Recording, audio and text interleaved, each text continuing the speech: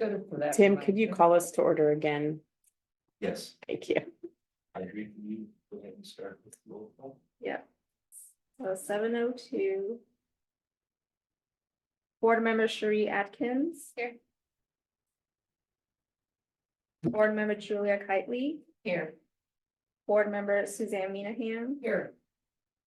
Board member Tim O'Leary. Here, And vice chair and student commissioner Katie Ward. Absent. And chair Amanda Houston excused. Library director Corey Burkle. Present. And staff note taker Audrey Smith present. everybody read the board meeting minutes, any changes or suggestions? Well, I'd like to make a motion to accept. Okay, I'll second that. all in favor? Aye. Aye.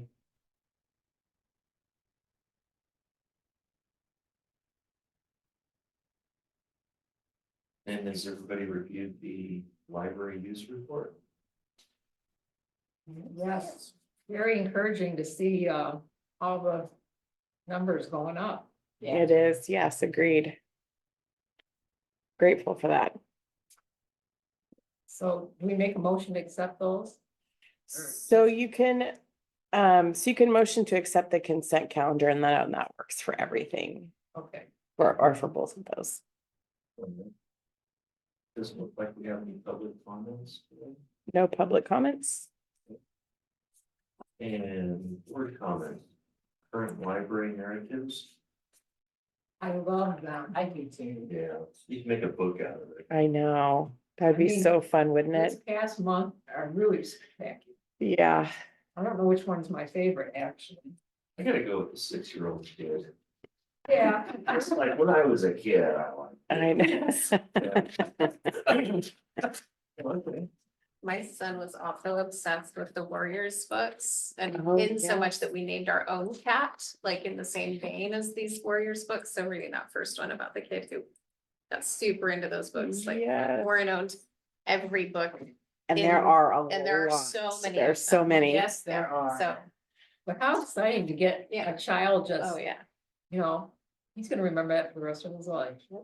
That is the best feeling when you match the right book with the right reader at the right time. It's Mhm. just, oh, Life changing. yeah. Library Foundation report. we do not have a report, because those are quarterly meetings, so we don't have one for this meeting. Library directors. report. Yes, so.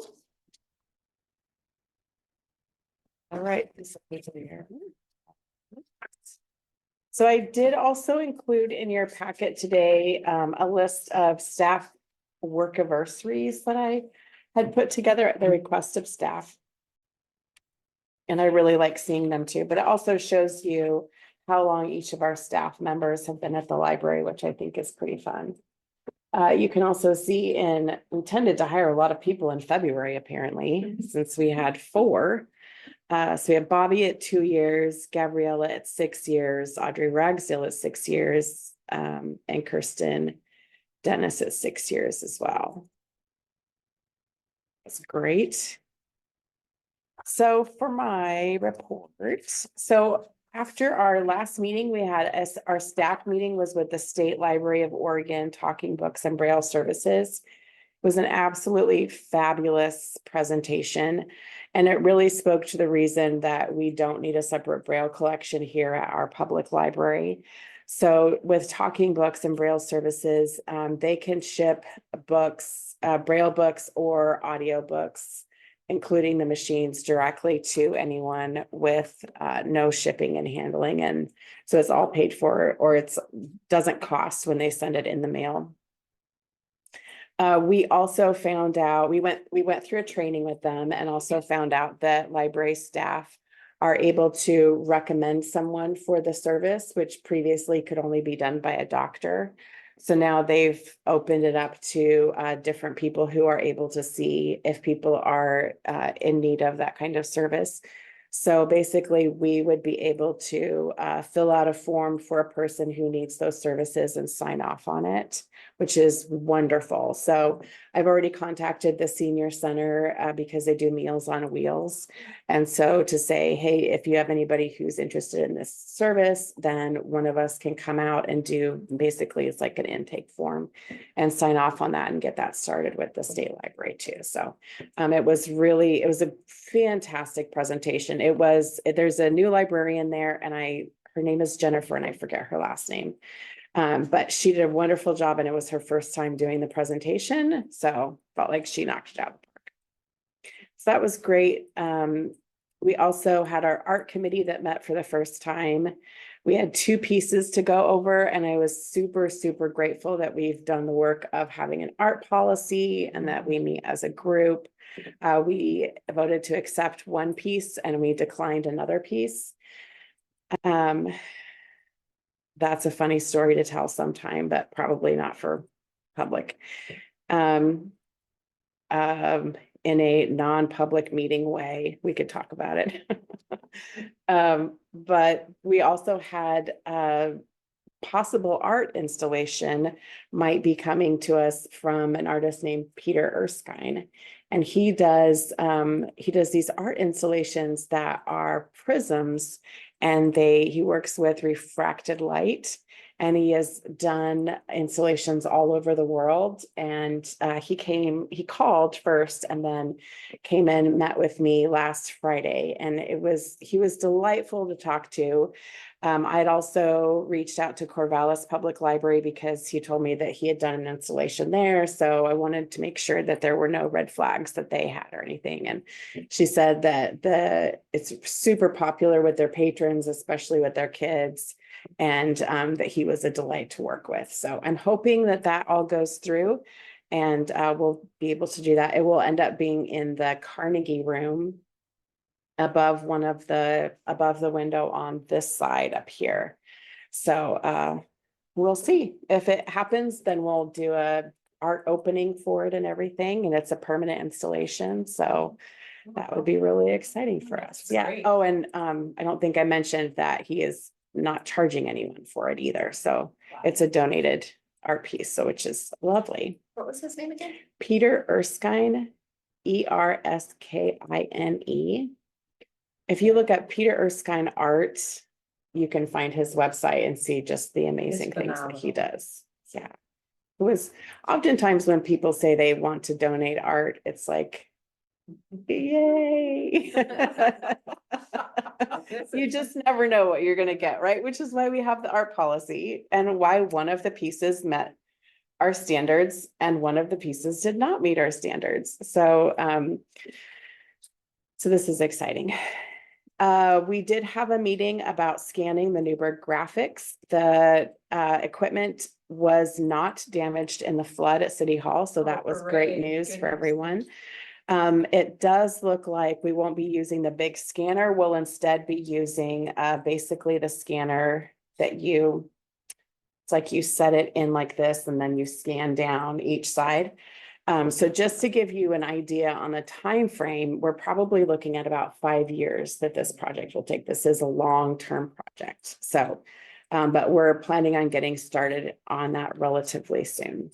Who will be heading that up? So we'll be training volunteers. So Audrey Smith and I will figure out how to do that first. And then we'll be working with people who are able to, because it does take a certain level of skill. So we'll be training people and then basically looking over their work and making sure that it meets the standards. So are you looking at high school kids or adults? We do have quite a few library volunteers. And Oh. what we found too is that when we send out a call for people to volunteer for a certain kind of work, we are getting an overwhelming response. So, which I'm super grateful for. And I think there's several people from the Newberg Historical Society who have expressed interest in helping out with that too. So I don't think we'll be short on volunteers, which will That be would be a good. great partnership. Yeah, it would be. Speaking of them, we're also having someone, Britta Mansfield, who recently published a book on Newberg Then and Now. She'll be speaking at the library on March 14th. So we just got that settled, which I'm excited about too. March What time? 14th. 6:30. 6:30 to 7:30. Britta Mansfield. And she'll be selling her book at that event as well. And this person is She's from Newberg. She, I think, is the chair of the Newberg Area Historical Society at this time. We had a really fantastic program last Saturday. Were you here for that? No, I Okay. wanted to be, but I woke up a little late. I took a nap. So we had Dr. David Lewis here, and he's an Indigenous author who wrote Tribal Histories of the Willamette Valley. So we had been seeing quite a few people showing interest. So we put out all of our chairs, and at 82 people, I decided that was as many people as we could fit in the room, and I turned about 20 people away. Wow. So it was, I don't remember having an event for grownups that was that well attended. He did a wonderful job, and yeah, he sold out of all of the books that he brought.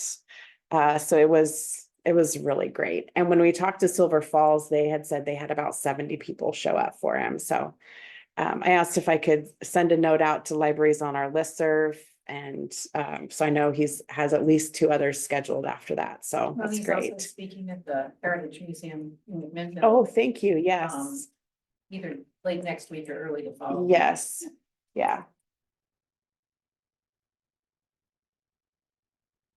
All right, so I'm headed back to the CPRD board meeting on February 22nd.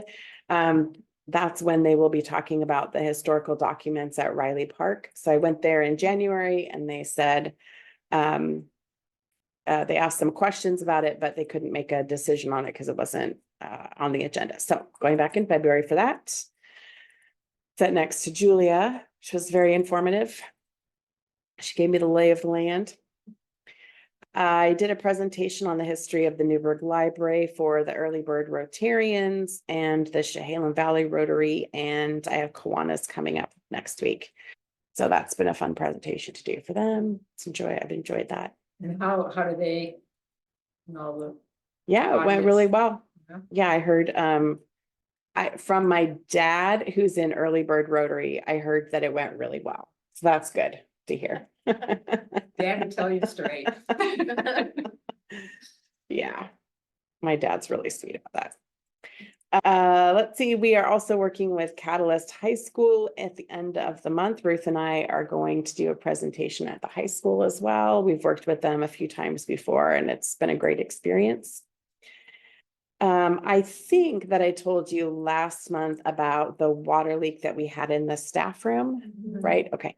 So now the wall has been fixed, which is great. We're just waiting for it to be painted, and then we can move everything back to the way it was. So that's been moving along great.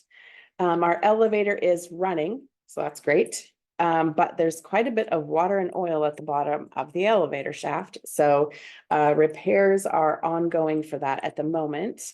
And looks like we need a new sump pump for that. But Was that an issue because of the drain pipe not being connected? Or it's I think it was saturated? only an issue because the sump pump stopped working, Oh, is my understanding of that. And the oil is from a separate issue that they're fixing too. It sounded like a piccolo Pete, if you know what that is. When it would get to Yeah. the top, and then it would have this horrible screeching sound. It's quite alarming when you're in the elevator. So that's getting figured out. Chosen Windows is mostly finished with the windows and doors. We do have the windows that really nobody can see, which is on the other side of this in the old stairwell. There's some clouding on the glass, so they'll be fixing that. But all of that has been paid for by the Newberg Library Friends with donations from people too. So that ended up being about $56,000. And they had voted to approve it and approved like a certain amount of overage as well. So super grateful for all of their generosity with that. Let's see, so getting then to, that leads me to the Friends report, unless there are any questions about my report. So the Friends reached $1,000 for lobby sales in January, which was super exciting. Yeah. So that was great work for them. And then I told you about the $56,000 that they're paying for the windows and doors. So that is all I have for the Friends report. Is there a certain type of, book theme that sells better than others? Either, I mean, are cookbooks big? Or It's children's books? children's books do really well. Okay. Those ones are mostly sold for a quarter. But they're also, because of all of the other places that we take donated books to, there's not often a lot of those in the lobby sales. And then I was just reading that the most popular genre of books right now is romance. So I imagine those would sell pretty well too. I think cozy mysteries sell well too. It's always interesting, the Friends book sale, because you never know what you're gonna find, right? Like it's always a treasure hunt. And so sometimes we'll get somebody who like had a ton of cozy mysteries and they donated them. And so then we've got this plethora. Or when we had like the couple thousand cookbooks that someone donated, then those went out there too. And so you just never really know. Do you ever find first editions? Yeah, sometimes they do. So when a book comes in that they expect might be more valuable, the library friends they sell on Amazon as well. So they'll put those books in online and look to see about how much money they can make from them. And I know the most expensive one was a couple of $100s. The other thing that sells really well for a good price is older sheet music. Yeah. Older piano music, especially like the older the better, right? So that's, Those go out of print. yes, Right. they do. So then you have people who are looking for certain music. So but they do a great job. Yeah. We really do have, the reason that they are able to give so much to the library is that the Friends have somebody who's working here every day. Like they're working on getting the online sales books ready and mailed out. They're working on restocking the lobby so that it always looks nice and full. If you've shopped over there, they have little dots, colored dots on the books, and the dots tell them how long the book has been out there. So if it's been out there for 3 weeks and hasn't moved, then it gets boxed up and sent to Turnaround Books. Turnaround Books takes the materials, they pick up a pallet at a time, at least a pallet. At least. At least a pallet, and then we get a portion of that. The library friends gets a portion of those funds as well, so. Sounds like a great group of people. It truly is, like, very dedicated and very easy to work with. They're really lovely, so, yeah. I do have one question. Did I see correctly that there's a cat trying to get into the library? Oh my gosh, uh-huh. We don't have to talk about it. I just wanted to confirm that that's adorable. I love it. It's I'm sure you don't love it. It's a but- sweet little cat, and people were very concerned that maybe the cat didn't have a home.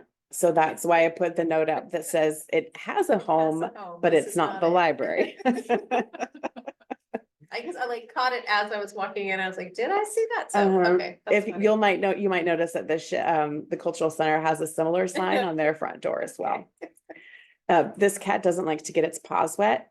So especially when it's raining outside. So it now has a catio, I've been assured. But sometimes it does escape. So, Thank you. yeah, it's never boring around here for sure. Unfinished business. About the library advisory board. All right, so I have a packet for you all. First thing on top is called Library Board Operating Procedures. And it hadn't been updated in quite a while, so I updated it. What I updated it was my information instead of Will's, and adding a few things that have changed, like the number of our board members.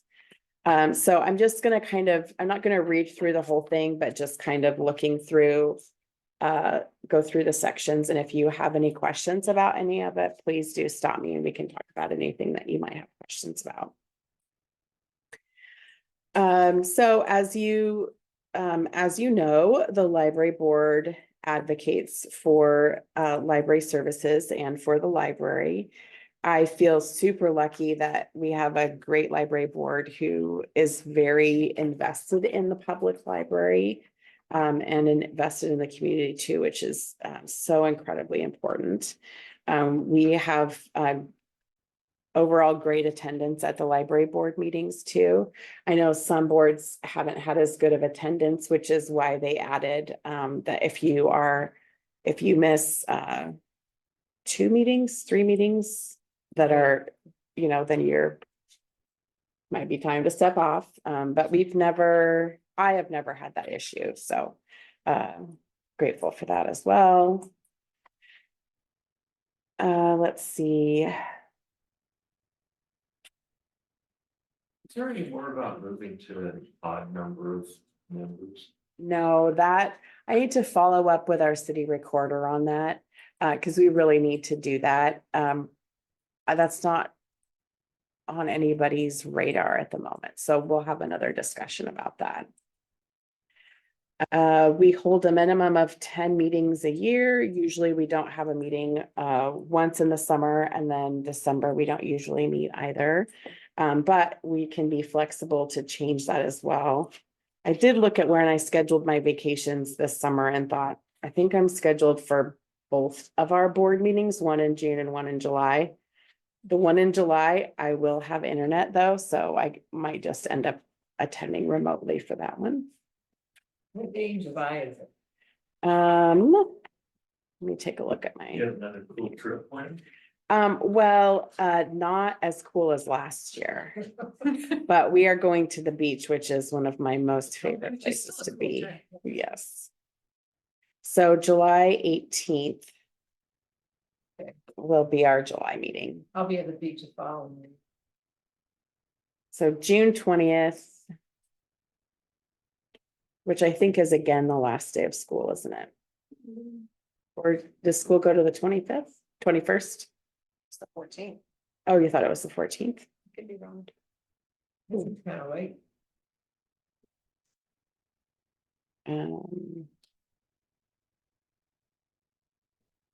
Okay, so we'll keep you posted about all of those. Let's see. Library board, consider yourself a trustee of the library. What I will do at other meetings too, I didn't want to put another thing on this one, but I thought for next one, we would go over how Libby by Overdrive works. Just so we're looking at a different library service every month to make sure that the board knows how all of those work, because everyone's a better advocate when you know how different pieces work as well. That's excellent. I appreciate that. Like that one, okay. Well, let's see. Can I ask, Yes, should Katie join us at this point, if she's able, or? if she's able, yes, but if she's not able, then, I mean, Probably another half hour at least. yeah. She get busy with other things. Yep. Sorry to interrupt. No problem. Let's see. Under membership, it did say 5 members and I changed it to 6. I'm hoping to change it to 7 before the year is out. I don't like having an even number board members when we could be voting on things like library challenges as well. I think it's important that we have an odd number. You elected officers at your first meeting of the year, which is in January, which is what you're supposed to do. So that's wonderful. General powers, the library board will be responsible for applying, administering, and enforcing statutory requirements for the Newberg Public Library as generally described in Oregon revised statutes. So then the rest of this is a lovely, very exciting list. You're all really anxious to read this, I know, of Newberg Municipal Code involving the library board. So this goes through how the board is organized, the power and duties, which, don't get me wrong, are important to read through once. And then one I did add, I guess this would be on the very last page. Oh, I do want to just, let's go on page 7. I do want to mention acceptance of gifts. Gifts of any real or personal property or funds donated to the library and accepted by the city council shall be administered in accordance with each gift's terms, and all property or funds shall be held in the name of the city. This has never been an issue for things like the library, but just so everybody's on the same page that, you could never, how would that even work? Basically, you can't accept gifts that somebody would be giving you because you're on the library board. I can't actually imagine a situation where that would Or they would sway us be an to do issue, something. right? But I do think it's important to acknowledge that. Does that include like requests from wills? No, that goes to the Friends because. Well, that goes to the foundation, or the actually. Foundation. Yes, yeah. But what if someone says, not the foundation, but library? Well, we actually are not in a place to accept that kind of gift. Unless it's got, the friends. Well, Foundation. Yeah, it would have to go through for For a will. yeah, for a will kind of thing, that would go through the foundation. Yeah. Yes, yes, us too, actually. And the library, the library is not a 501c3. It is the library friends and the library board. And I actually need to call someone for a hard conversation about that. There was a donation that was made to the library. But it wasn't made to the Friends or Foundation. So it's, I don't have a tax credit for that, so. Prohibited actions. It shall be unlawful for any person to willfully or maliciously detain any library materials belonging to the Newberg Public Library for 30 days after notice in writing from the library director that the material is past due. The notice shall bear upon its face a copy of ORS, and list it out too, which I hope would never be something that I would need to handle, but it's there for a reason. I think it's good to know that sometimes if people want to keep a certain book out of the collection, what they'll do is take it. So yeah, not okay. You all know how to get into your city email accounts, and if there's any issues with that, you can always talk to me about it too, or talk to IT. I know sometimes people forget to redo their passwords in time and get locked out. So it's happened to many people, no problem.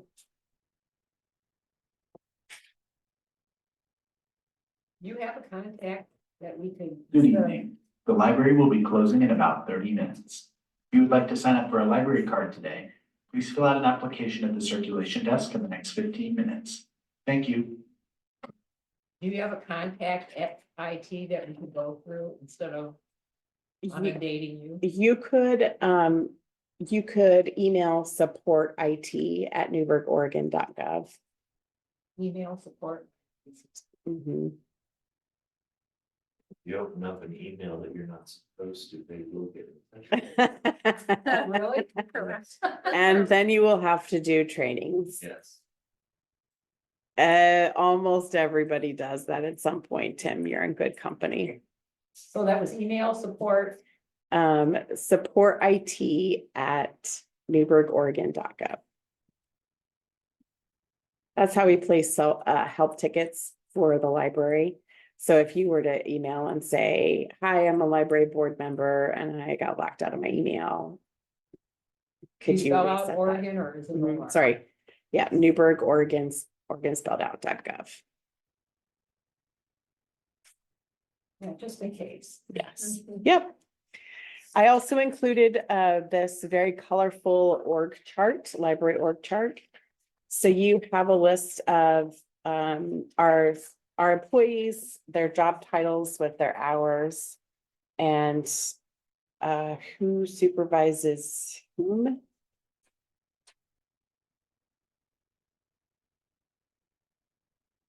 Thanks for the new updated library board. Yes, and then I also included the new library board members in your sheet as well.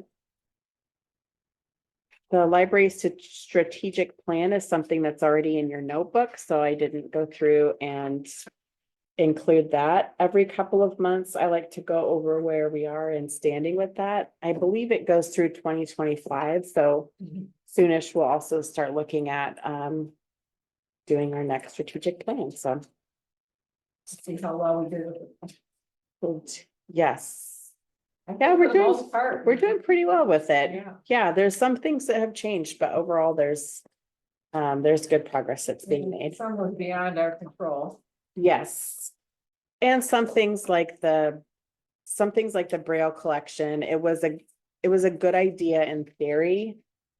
And then it never checked out. And because the state library can provide such great services, it's not something that ended up being needed. Yeah, don't reinvent the wheel. Yeah, right. So will you basically take all of the things in the catalog that we have and provide them to the state so that they can then use them as they see?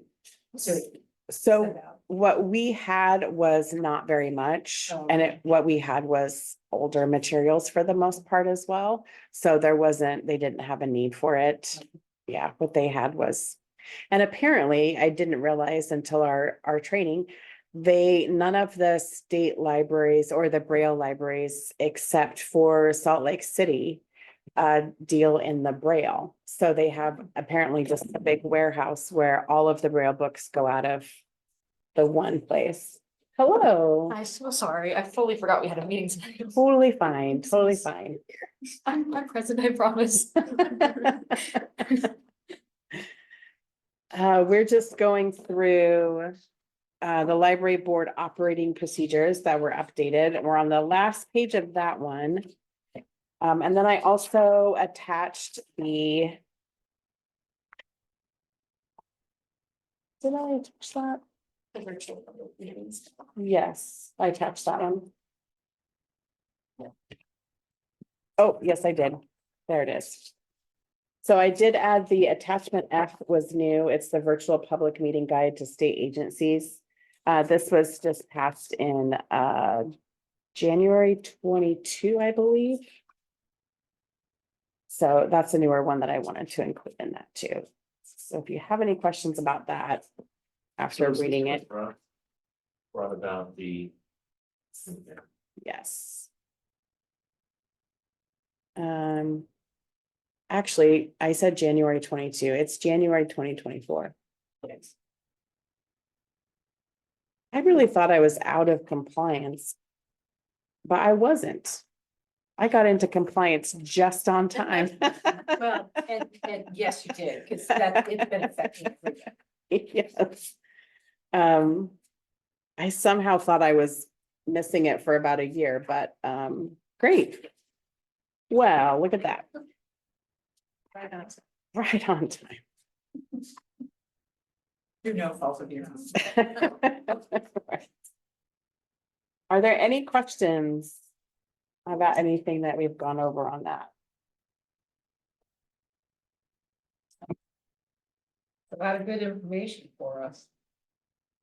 Is this is part of, So this is, I had found this online when I was looking through my American Library Association membership. I have access to United for Libraries, which is the Association for Library Trustees, Advocates, Friends, and Foundations.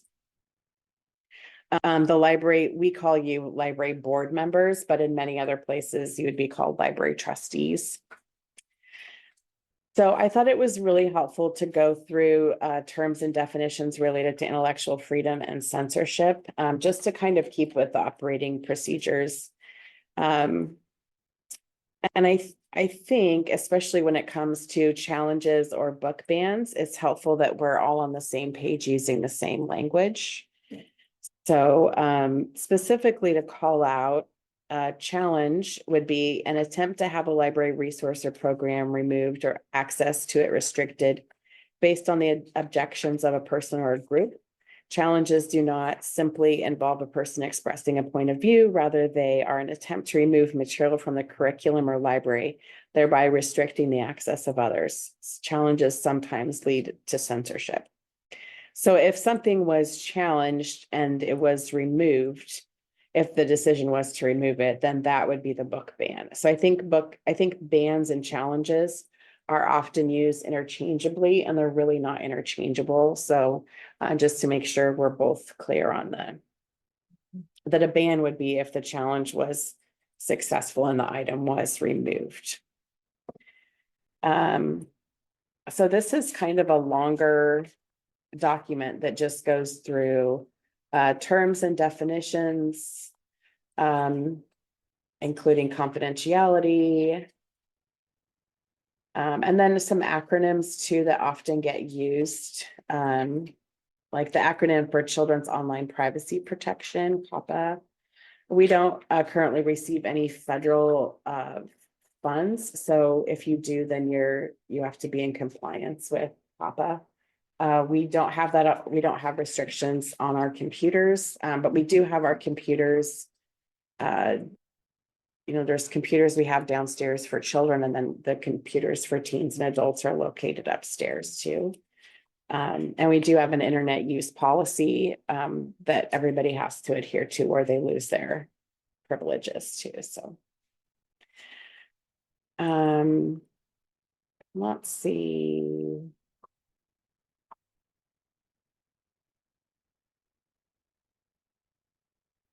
I think if there's any other things to pull out specifically.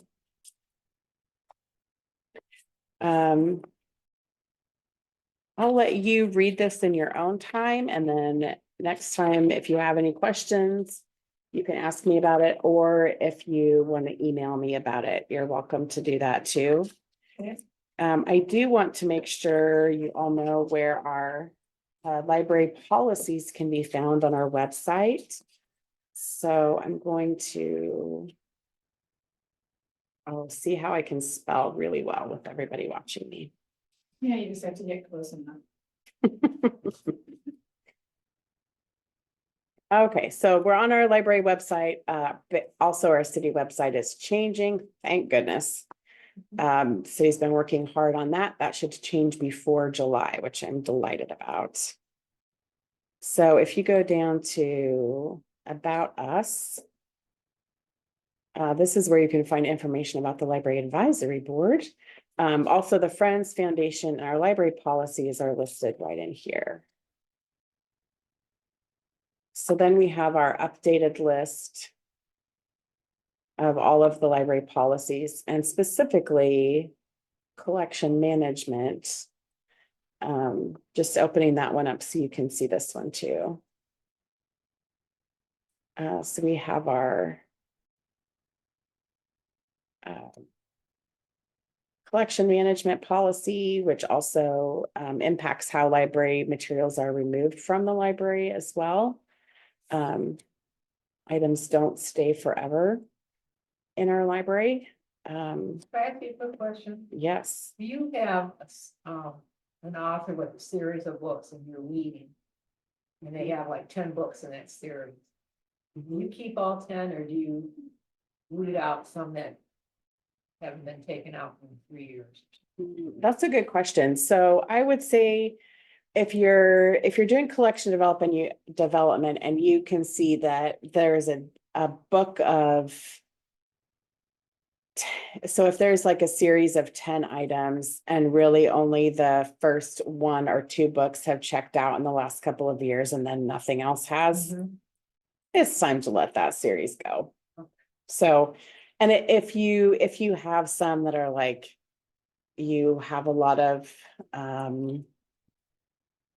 like different ones in the series will be checked out more than others. And that's a different kind of consideration as well, but, and sometimes, I mean, mostly what we weed on is condition. So, you know, mostly it's, is this book falling apart? Does it have any blood stains on it? You know, that's one of the things nobody needs to read a book with a blood stain in it. So that's an automatically weeded out as well. Broken spines, that kind of thing. That book then? That definitely depends. So when we're pulling a list of, so we pull lists of books that haven't checked out in 3 years. So if we're pulling from that list, then we're not going to reorder those items because that's not checking out. If we find an item and the spine is broken, then what we can do is scan it, take a look at how many checkouts it has when it was last checked out. Is a part of a series where we have the rest of the series. And then based on that, we would make a decision about if we're going to repurchase it or not. Yeah. Yeah. In the collection management policy, this is where the request for reconsideration of library materials lives. So I think that's a good one to know. Where that's at, and a good one to read through and have a look at as well. How often do you go through and read things out? Is it like a regular thing? Was it just like, oh, we should probably at some point look at how old certain books are, like what? Yeah, I don't know if that makes any sense. Yeah. Okay. Or how many more I can shove in the shelf. Right. And sometimes that is when we weed, you know, when Julia says, I cannot possibly fit any more books on this shelf, something's got to go. Or, you know, Brenda, who is one of our shelvers, she is most often the person who comes to us and is like, look, you got to help me out here. Do something. Please do something. But for collection development, that really should be done at least once a year, going through and looking for things that haven't checked out in 3 years. And it depends too, especially when you've got. Good evening. The library will be closing in about 15 minutes. If you still have items to check out, or you wish to make a Yeah. change. So you should, so if we're going through nonfiction collections, we would take a look at too, okay, it hasn't checked out in 3 years. Do we have any other books on this subject? Is there something better that we might get? Is this just something that is no longer relevant?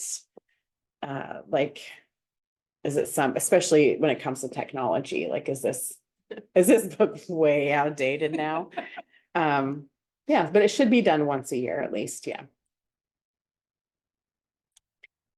All right, Library Bill of Rights is also in this one too, and this is from the American Library Association. So that is where you can find our library policies, as well as in your notebook. But it's helpful, I find, to be able to point people to those, to know that these are out for the public and they're available for anyone to read. And we do go through and update our policies. We don't have a regular rotation because they don't need a regular rotation, but I do think we should take a look at, or I should be at least taking a look at them to make sure that they're still relevant and making changes to ones that are not. Like alcohol at events, that doesn't need to change. There's some specifics on what we would need to do in order to have alcohol at events. And honestly, it's not something that we probably would do except for like maybe once every 10 years if it's some kind of fundraiser or something like that. It's way more work than it's worth otherwise.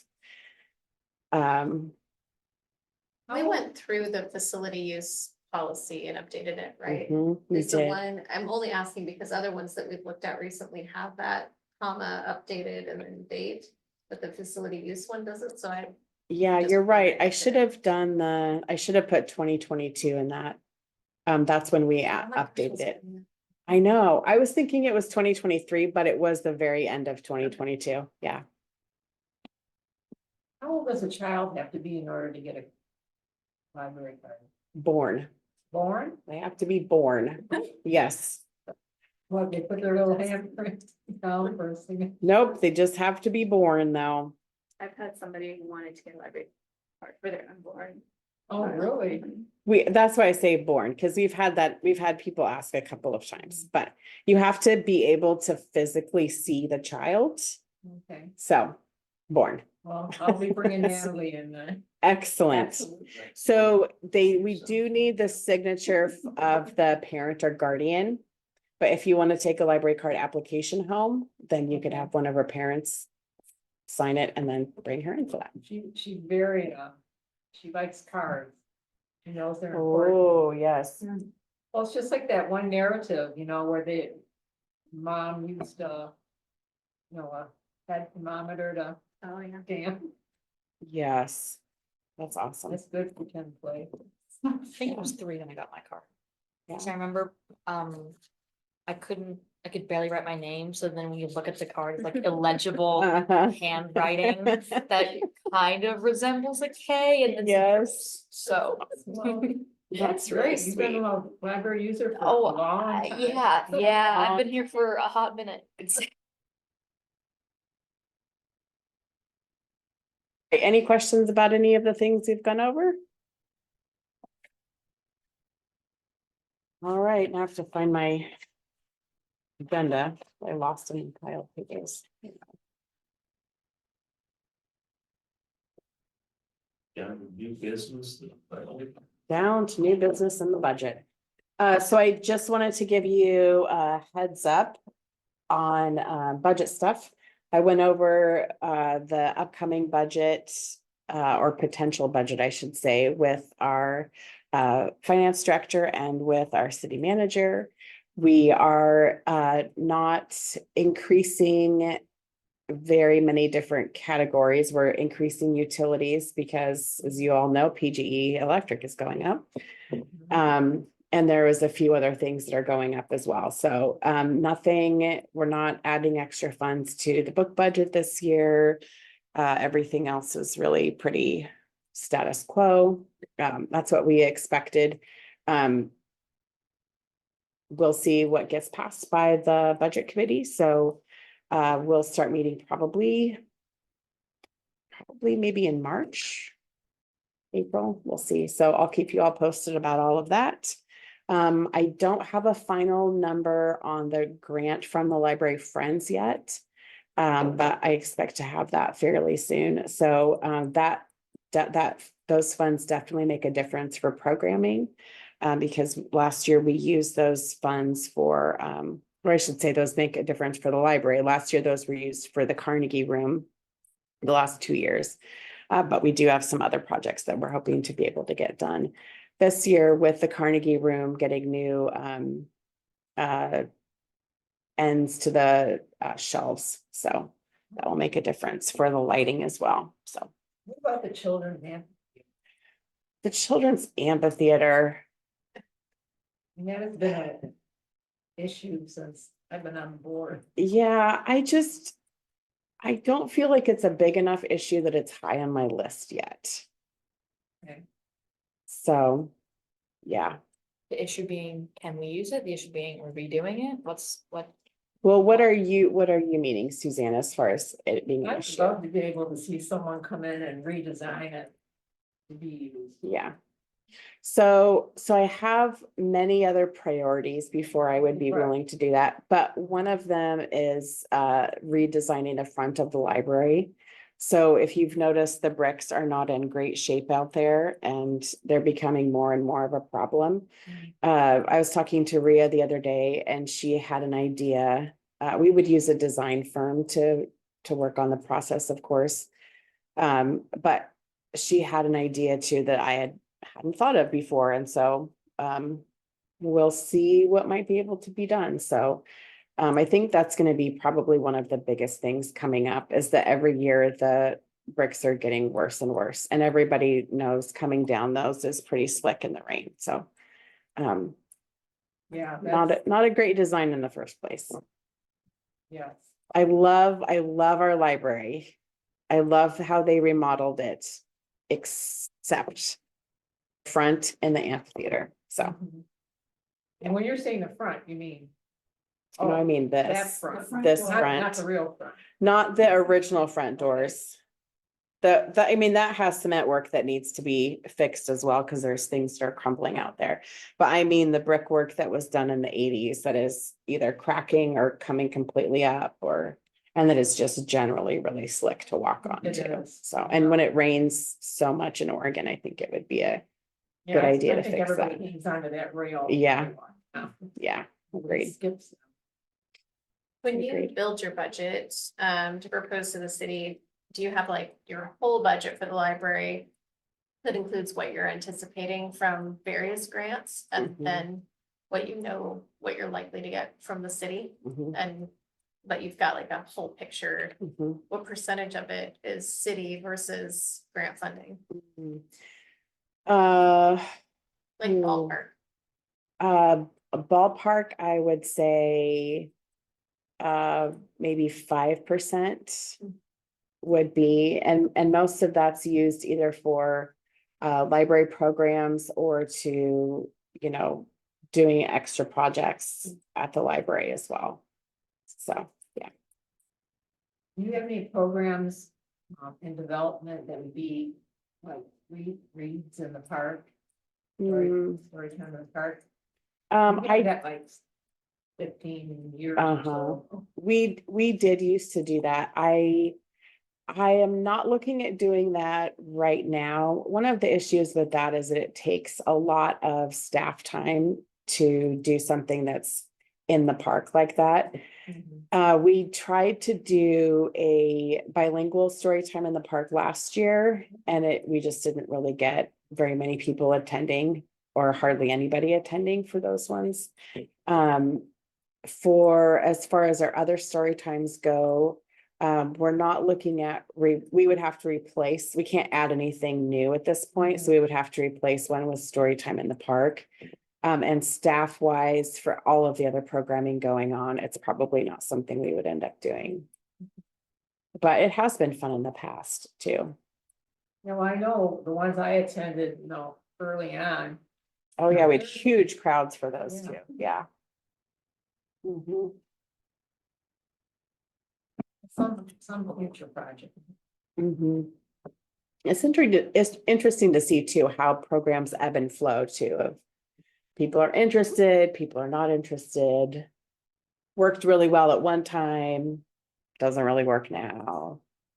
Might work again in 10 years. Yeah, and Yeah. as the different neighborhoods age, Uh-huh. there's not a lot of kids now, like my neighborhood. It's like all families are moving in and everybody else is moving to Friendsview or something. Oh, So there's lots of little ones by us now. yeah. Now, as far as your priorities go, do you have a list that others can see, or do you just, is that an internal library thing? That one is an internal library thing. It kind of depends for me on what kind of funding I can get from different places. One of my big priorities is replacing the really awful reader board sign out front. So, that's also not in compliance with downtown signs. And it's had the wrong website on there for, at least 15 years. So it really Okay. needs to be redone. You know, we've got that, we've got the front, we have the panels in the Carnegie room. They're gonna be replaced with, the ones we have in there were always supposed to be temporary when they were put up.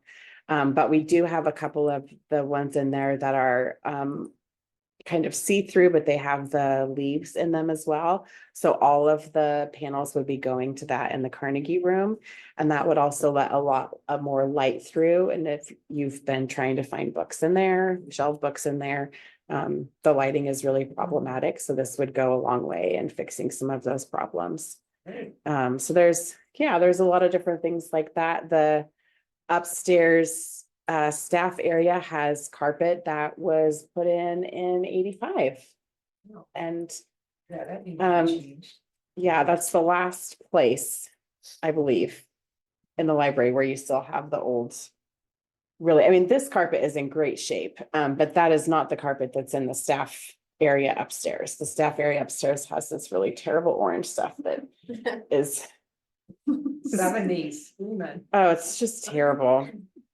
And it's not in good shape anymore. In regards to your sign up front, would you ever consider going to electronic? So we can't. You can't. No, so I've been over the sign code for the city as well. So we're not able to go, we wouldn't be able to do an electronic sign there. I am actually not interested in that though, because while our reader board, I think, was really important at one time, I think social media has taken over the usefulness of between the staff time and a poor staff person going out in terrible weather most of the year. And having been that staff person at one point, Yeah, that's why I was thinking you could avoid. right? So so what we would be doing is I would just like to replace it. I would like something designed that was made out of brick and reflected the architecture of the Carnegie Library. And that said Newberg Public Library in very big letters, had our address on it, and then said established Okay. 1908 is what I would, that's my dream, right there, now you know. Sounds awesome. That's what I want. Use some of the bricks from the. Right. Yeah. Just ship them on out. Yeah. That does make sense, to just have, something that's really eye-catching, Mhm. architecturally goes with the building. And this one right up here too is really covered by how much the tree has grown. So it actually I would also move it maybe 8 feet this other direction. So it was facing the road a little bit more, kind of out front You'd there. be surprised how many people call us and can't find the library on it.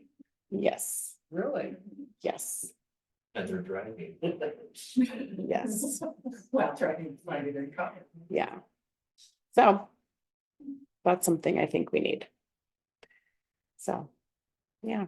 I did look up to see what an original sign might have looked like, to see if I could get some kind of historical grant to do that, The but there library is now isn't really closed. any We will information on reopen to the public what tomorrow. that might have looked Have a like wonderful evening. And thank other you for than visiting the- Newberg Public on the Library. front of the building, which is already there, so.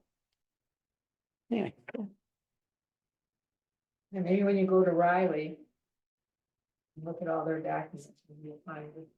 Photograph. yeah, their documents are really focused on that area up Oh. there, so we didn't see anything that was focused or had really anything to do with downtown Oh, local history. It was really up at Riley Park area.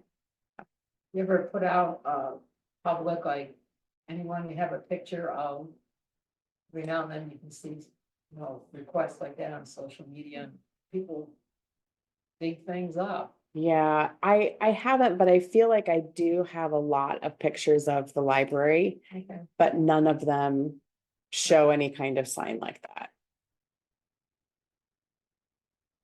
Well, then that gives you kind of free hand to design. Yes.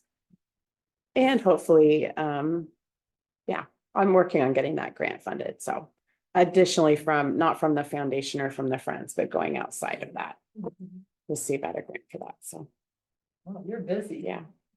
We're always all busy. Oh, we are going to use some of the Friends money from this year to do a mailer out to residents in rural Newberg and Dundee, letting them know that they can access the Newberg Public Library. So that's not something I've been able to pull funds from anywhere else, but that is the first thing that I'll be doing with those funds too. So making sure that people know about the library. So, yeah. All right.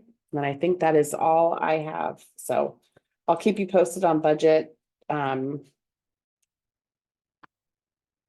as it goes. Great meeting, lots of information. Anybody have Thank you. anything else? Sir. Okay, Good. Good. 8:06, 8:02, You know, thank you. 8:02, thanks all.